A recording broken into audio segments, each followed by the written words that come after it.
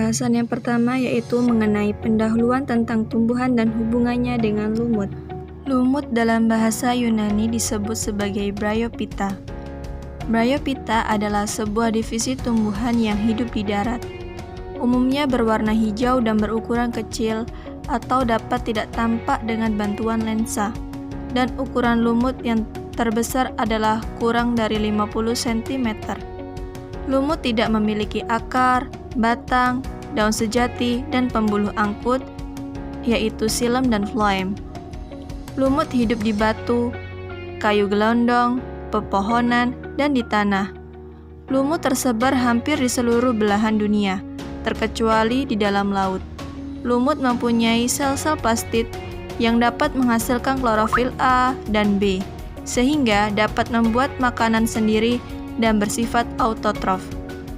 Tumbuhan lumut merupakan tumbuhan peralihan antara tumbuhan bertalus atau talofita dengan tumbuhan berkormus atau kormofita dan mengalami pergiliran keturunan semasa hidupnya. Struktur lumut. Lumut terdiri dari struktur gametofit dan struktur sporofit. Bagian gametofit terdiri dari rizoid, batang, dan daun tidak sejati. Sporofit lumut terdiri dari tangkai dan kapsul. Struktur gametofit merupakan bagian dari tumbuhan lumut yang berperan dalam menghasilkan sel gamet jantan maupun betina. Berikut penjelasan mengenai daur hidup lumut. Daur hidup lumut diawali pada saat spora mulai berkecambah dan jatuh di tempat yang cocok, yaitu tempat yang ada sinar mataharinya, lembab, serta terdapat nutrisi. Setelah jatuh di tempat yang cocok, spora akan berkembang dan tumbuh menjadi protonema atau tumbuhan lumut muda. Protonema akan terus mengalami perkembangan dan pertumbuhan hingga menjadi gametofit atau lumut dewasa. Tumbuhan lumut dewasa memiliki alat kelamin untuk melangsungkan proses reproduksi. Alat kelamin jantan dapat menghasilkan spermatozoid dan berasal dari antheridium. Alat kelamin betina dapat menghasilkan sel telur atau ovum dan berasal dari archegonium.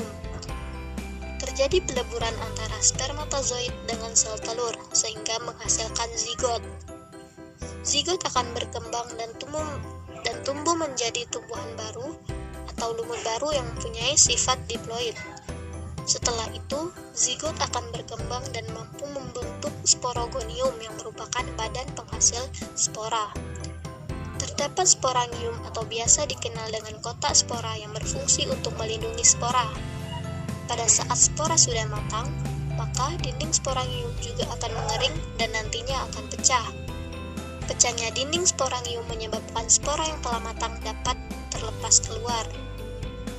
Apabila spora yang terlepas keluar jatuh di tempat yang cocok, lembab, terdapat nutrisi dan sinar matahari, maka spora akan berkembang menjadi protonema. Selanjutnya, daur hidup lumut akan berulang kembali. Selanjutnya yaitu macam-macam dari lumut. Yang pertama ada lumut hati atau Hepaticopsida. Lumut ini adalah jenis lumut yang mempunyai anggota mencapai 6.000 spesies. Dinamakan lumut hati karena memiliki banyak lekukan dan sekilas mirip bentuk hati. Sebagian besar lumut hati tidak mempunyai daun, meski sebagian lainnya ada juga yang memiliki daun. Bentuk tubuhnya menyerupai lembaran, berlobus dan pipih. Sebagian besar lumut hati banyak ditemukan hidup di tanah lembab, terutama di wilayah hutan hujan tropis dengan curah hujan tinggi. Beberapa di antaranya juga ditemukan tumbuh di permukaan air, seperti danau dan sungai. Dalam bertahan hidup, lumut hati tumbuh dengan mendatar dan melekat pada bebatuan, atau tumbuhan lain dengan bantuan rizoid, memiliki alat reproduksi yang bentuknya mirip payung. Adapun beberapa spesies yang tergolong dalam kelompok lumut hati adalah Haplometrium sp, Ricardia indica, Pelia salicina, Merchantia polymorpha, Rebulia hemisphaerica, Scapania nemorosa, Jungermannia sp. Selanjutnya yaitu lumut tanduk atau yang biasa disebut dengan Anthoxerotae.